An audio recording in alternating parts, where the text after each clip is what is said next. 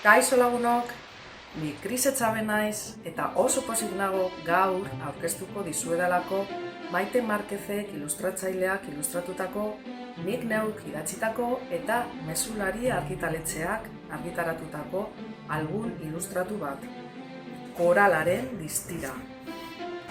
Badakizue, koralak oso politak direla eta oso koloredunak, baina ba aldakizue kolorea galtzen ari direla?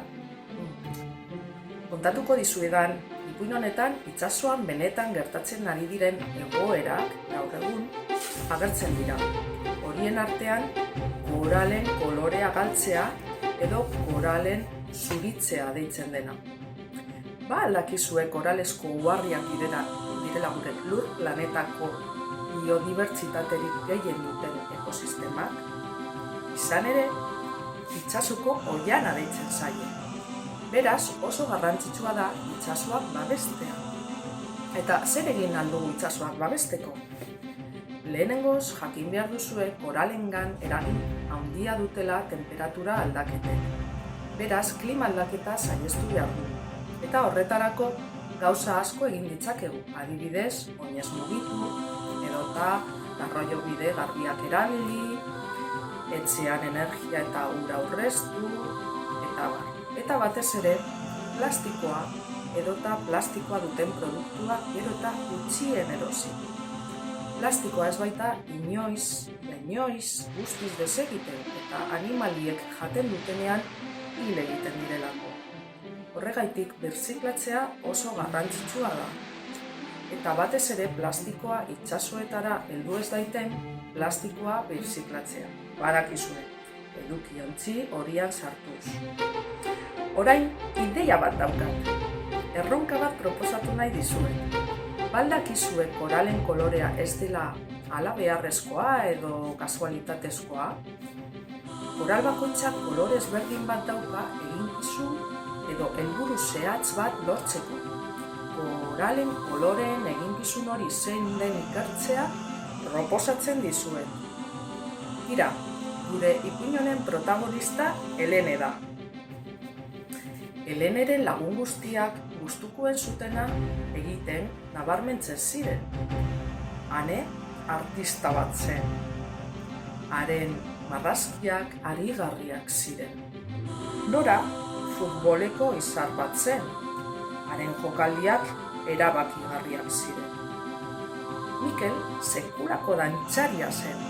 Haren itxulipurdiek lorratz irdiratsu bat uzten zuten. Helene ordea gauza arruntak egitea gustatzen zitzaion neska bat zen. Lagunekin jolastea, zinemara joatea, eta batez ere, udan, urpean, igeri egitea.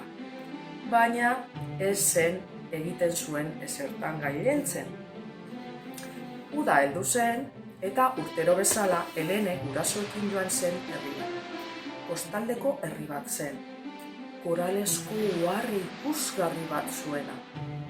Helenek uharria gogoratzen zuen, mugimenduzko eta kolorezko ikuskizun bat bezala.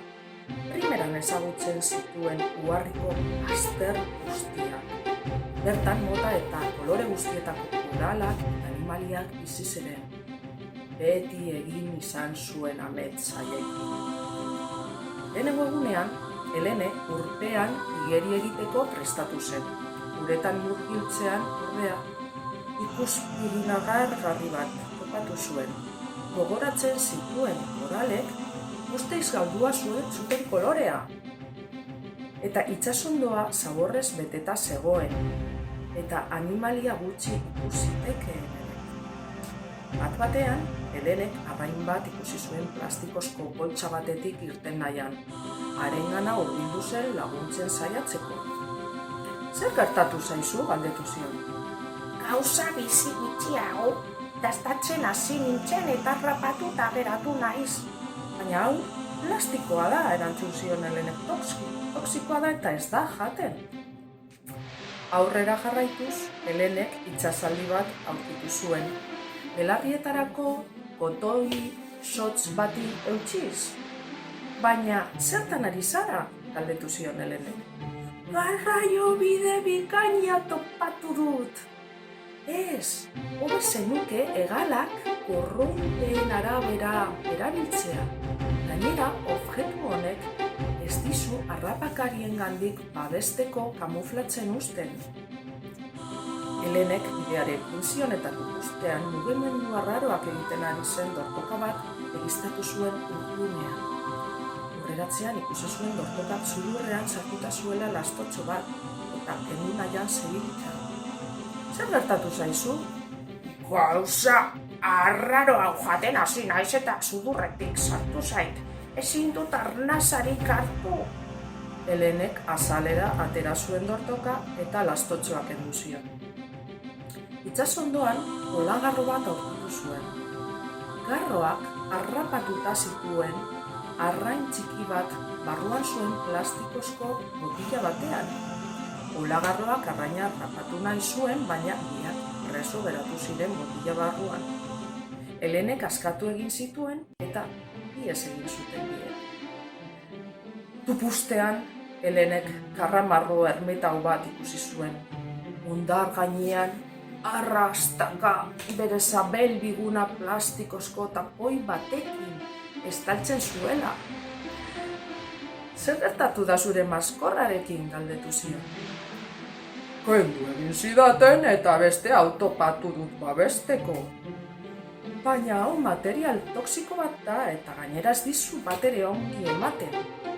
Helenek bere inguruan begiratu eta maskor batzuk topatu zituen. Horietako bat ipini zion eta honek ermitauak eskertu zion Heleneri. Helene oso posituan zen, baina koral grisaska ikusteak errealitatera itzularazi zuen. Atentzioa eman zion koral grisen gainean zegoen kolore gorriko itsas izar batek. Kaixo izarra, izkutatu nahian alzabiltza? Bai, bildurtuta eta galduta nago koral hauen artean. Ezin naiz babestu harrapakarien gandik. Helenek eskatuta, itsasondoa garbitzen hasi zen. Uda batean, korala kolorea berreskuratzen hasi zen pizkanaka. Helene konturatu zen, itsasotik objektu bat ateratzen zuen bakoitzean, koral talde batek berezko kolorea berreskuratzen zuela. Bi objektu ateratzen zituenean, bi koral taltek berreskuratzen zuten berezko kolorea. Eta horrela 3, 4 eta orduan objektuak arrantzasareetan ateratzen hasi zen Helene. Eta itsasontzien ainguretan lotutako koralak askatu zituen.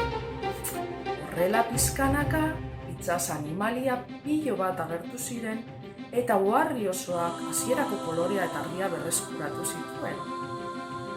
Heleneren mugimenduak harrigarriak ziren. Bere ekintzak erabakigarriak izan ziren. Eta urpeko itzulipurdiek lorratz dirdiratzu bat utzi zuten. Horrela, azkenean, ez dizuet bukaera kontatuko, spoilerrik ez egiteko. Espero dut ipuina gustatu izatea, eta gustatu baldin bazaizue, gurasoei esaiozue koralaren distira album ilustratua erosteko, zuentzako, oparitzako, edo eta lagunekin partekatzeko. Orain, Maite Marquezek artista ilustratzaileak egingo dizuen marrazki izugarri ederra ikustea gomendatzen dizuet. Mila esker guztioi eta ezarkada eta musu handi bat. Agur!